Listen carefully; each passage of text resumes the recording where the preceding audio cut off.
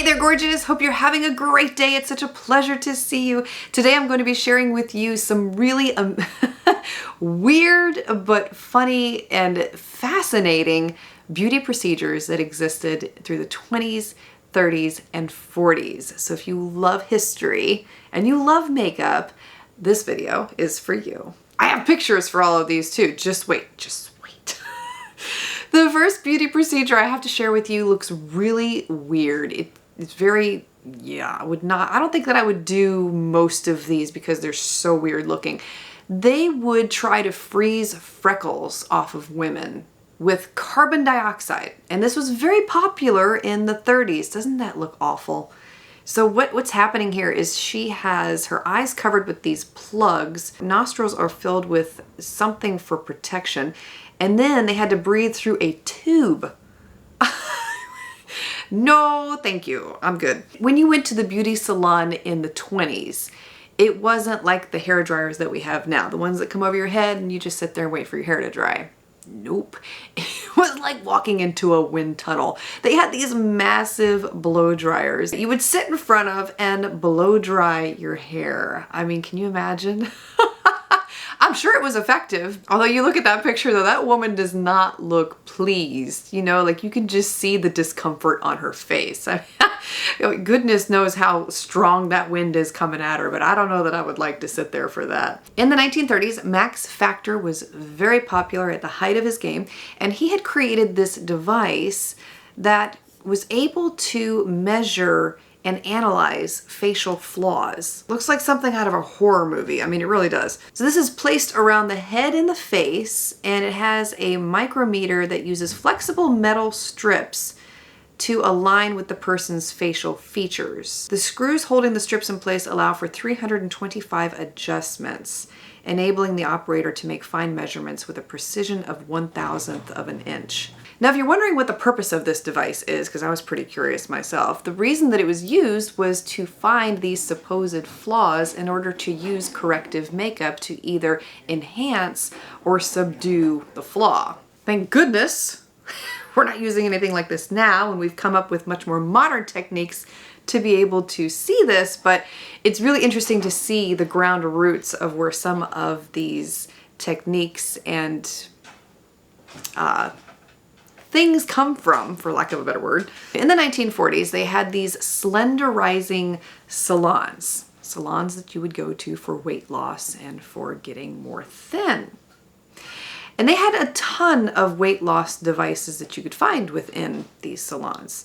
One of them was a massage chair that looked like this. And they would use these large metal rollers to massage clients' legs.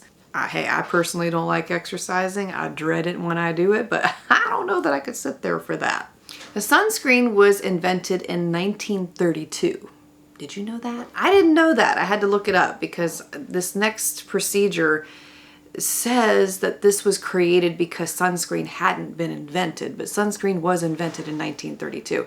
So in the 40s, there was this invention called the freckle-proof cape. Look at this thing. And it was worn to prevent sun damage. The cape also features built-in sunglasses.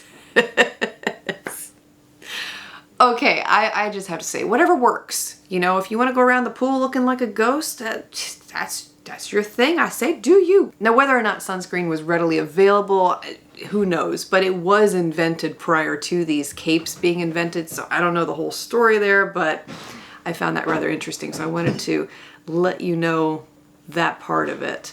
Also in the 1940s, there was something called a Glamour Bonnet that was placed over a woman's head. And the idea behind this was that it gave the user a rosy complexion by lowering atmospheric pressure around their head to simulate alpine conditions. I don't know about you, but if I had something placed over my head, I would probably have a rosy complexion too. The Max Factor is at it again. I mean, you gotta give the man some credit. He did some really amazing things with makeup, and the devices that he created were ahead of their time. I mean, they really were. As weird as they look, they were pretty genius in thought. He created something called the Hangover Heaven face mask, or it's a face pack. And it featured plastic cubes that could be filled with water and frozen. And this was really popular among Hollywood stars. And I mean, this is no different than rolling your face with a frozen roller that you stick in the freezer, one of those things, or using a cold spoon under your eyes. And I mean, this does work. So it's just fascinating to see where it came from. And would you wear something like that? I mean, if it worked, I might. I found this one from the 30s and I couldn't get much information on it, but it's just really strange looking. And yeah, it's a suction machine that consists of tiny glass nozzles, a rubber hose, and a vacuum pump. And it promised smooth, spot-free skin. So as I'm looking at this, I'm thinking of our modern day suction things, you know, the things that promise to clear your pores. I forget what they're called right now off the top of my head, but that's what I instantly thought of when I saw this. A little scary.